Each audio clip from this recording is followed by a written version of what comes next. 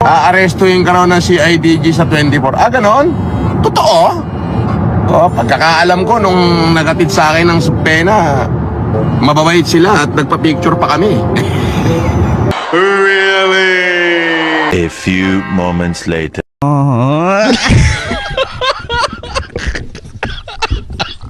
So ayun mga bossing, nahuli na rin si Manghusin kahapon ng February 24 habang naka-live sa Sheraton Hotel. Imbes na steak ang in-order, court order ang binigay.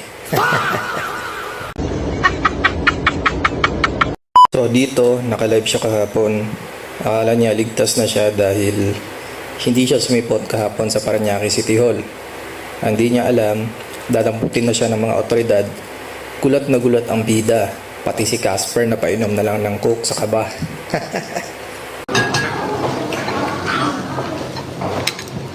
Dad. I-serve lang po namin yung warrant. Okay. Ikaw po ba si Norman Manghusin po? Alias Francis Leo Marcos? Hindi. Aray ko! Pagkatapos maaresto ni Culaong, dumiretso agad sila sa presscon ng Napolcom para kunin ang pahayag sa kampo nila MG at si Culaong. At dito bossing, agad namang kinompronta ni Atty. Kalinisan si Culaong. Yung NBI na sinasampal mo, yung LTO kalbo, kamo, kasi Lakanilaw. Ayan, siguro natutuwa ka ngayon. Pati pangalan ng ating presidente, kinuha mo pa. Hindi ka naman Marcos. Isang malaki kang kahihiyan. Kaya hindi kami titigil dito sa Napolcom, hindi kami titigil dito sa PNP na mahuli ka. Kasi marami ka ng pinuruwisyong tao. If I may, I want to recognize the presence of MG. Yung pong arrest warrant niya, siya po yung pong siya at ang pamilya niya ang siyang binastos, which led to the issuance of the warrant of arrest in Parañaque. Maybe MG, maybe you could give us a few words? Sa totoo lang po, itong laban na ito, tulad ng nasabi ko rin sa harap ng mga mahalagang mga kawani ng gobyerno, ay hindi lang laban ko. Ito ay literal laban ng mga kahombre ko at syempre ng pamilya ko. Pero ito po, tulad ng sinabi ni Commissioner Kalinisan, ay laban ho ng mga OFW, guys. Nakikiusap ho ako. Etong nakikita niyong tao na ito, tunay na mandarambong yan, guys. Totoo. Totoong mandarambong yan, kriminal. Sinabi ko na yan sa internet, guys.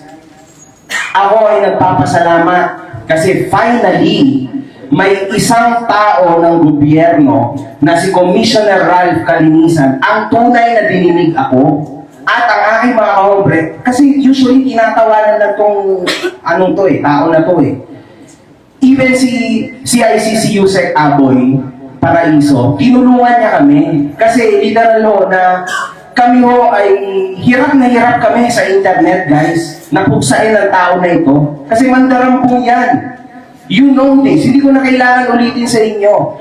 Bilang isang YouTuber, guys, yung naging laban namin dito ng fanbase ko, ng mga vloggers na marami rin tumulong sa atin, guys, grabe ho ito. Kaya maraming salamat again, Commissioner, kasi unang beses ho talaga na may tumugon na gantong kalaking tao ng gobyerno and tuwa-tuwa ang mga tao sa internet.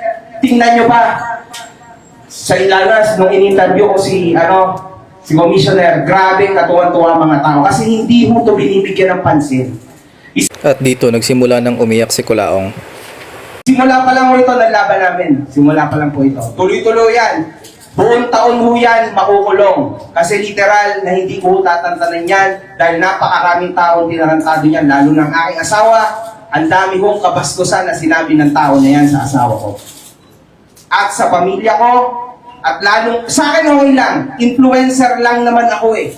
Okay lang ako, influencer versus influencer, pero sa asawa ko at nanay ko, hindi. Di ba, Norman? Di ba? Ayos! Totoo ang baho mo, tingnan sa personal. Ang baho mo, hinayupak ka. Ito rin yung warrant mo. Okay, no problem. yan. Oo, naunahan lang ako eh. Oo, pangit ka kasi. Yan lang pangit Pwede ka. pala yan, unjust vexation, ganyan Sorry pala po. kay media. Pwede pala yan. Nananawagan din po ako Ganyan sa pala yan, isang unjust vexation lang, ipinahiyan niyo ako sa buong Pilipinas. nananawagan din po ako sa isang napaka-importanting tao, kay Senator Manny Pacquiao. Senator Manny, nandito po kami ngayon sa CIDG. Si Norman Mangusin po ay nasa CIDG. Naghahanap po ng dalang. Kailangan po yata ng pagkain galing po sa inyo. Senator Manny, yung pong pinto ng CIDG ay bukas po para sa inyo. Kung pupunta po kayo, text nyo lang po ako. Sasamahan ko po kayo para magbigay ng pagkain kay Norman Mangusin. Sabi, special bisita mo, Kulaong, 8th Division World Champ, former Senator Manny Pacquiao. Bibigyan ka daw ng pagkain, isang left hook at right uppercut. At dito, nagsimula ng umiyak si Gusgusin dahil baka gawin siyang donut at sa inidoro ulit siya matutulog. Ako po, lahat po ng binibintang nila, natapos na ho noong 2020 pa, naging kaso ko na ho lahat yan. At nakuwit ho ko dyan. Ngayon ho, yung laban namin ni Makagago, ako ho ang unang nagsampa ng kaso sa kanya. Oho, ako ho unang nagsampa, ako unang nawarant. So, unjust fixation lang kung ipahiyan niyo ko sa buong Pilipinas, grabe, para akong pumatay. Yung sinasabi niya marami ko inistapa, 2020 pa lang, ang dami na nagsasabi niya, wala naman nagkatotoo kahit isa. Tapos papahiyain niyo ako, national TV, nagganito. Rakesyo ako daw ay nagmura kay ganito. Merong dahilan ho yun kung bakit ako nakapagsalita ng hindi maganda sa isang general. Tanga ka. Iya. Wala, meron nung dahilan yun. Pero ang totoo yan, unjust fixation lang. Pinahiyaan niyo ko buong Pilipinas na ganito, grabe. Mas mabigat yung kinaso ko sa'yo, hintay mo warrant mo. Deserve mo yan, deserve. Baho mo. Buti nga sa'yo. Dinamit-damit mo ako. Lampas mo ka. Tsaka nag-post din si Attorney Kalinisan sa page niya. Task Force Kulaong. Norman, patay